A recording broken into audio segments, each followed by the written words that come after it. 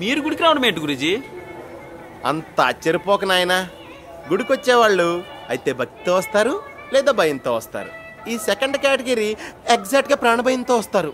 అంత స్పాట్ మన వాళ్ళు క్యాష్ చేసుకోవాలి. మరి ఎవరు దేనికి వస్తారు మనకెలా తెలుస్తుంది గురూజీ? ఎక్స్పీరియన్స్ రా. ఆ పిల్లని చూసావా? ఖచ్చితంగా భయంతోనే వచ్చింది. ఈజీగా తెగ్గొట్టేస్తాను చూడు. దా. నమస్తే మేడం. నమస్తే. ఇప్పటిదారి మీరు రోజు వస్తుంటారా? మీకెందుకు? ఇందులో స్నేక్ ఉంటుందని మీకు తెలుసు కదా. అది కరిస్తే డేంజర్ కదా. అందుకే మన లైఫ్ సెక్యూర్ చేసుకోవాలి. ఇప్పుడు మేమెవరో మీకు అర్థమైంది అనుకుంటా? అర్థమైంది. పాములు పట్టేవాళ్ళు.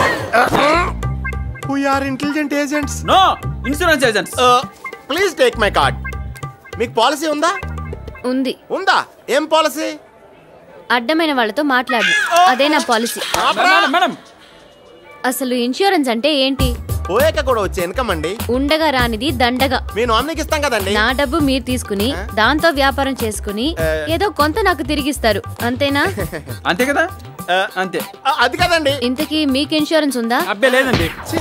అంటే మీరు బతికే ఉంటారా? ఆ ఆప్షన్ ఎవరికీ లేదండి. ముందు మీరు తీసుకోండి. మరి ఈడండి. అతనికి ఇవ్వండి. మరి మీరండి. నాకు నామినీస్ ఎవరూ లేరు, నాకొద్దు. ఈ మొక్క ముందు చెప్పొచ్చు కదా. అడగకుండా ఏమీ చెప్పను. అది అసలు పాలసీ.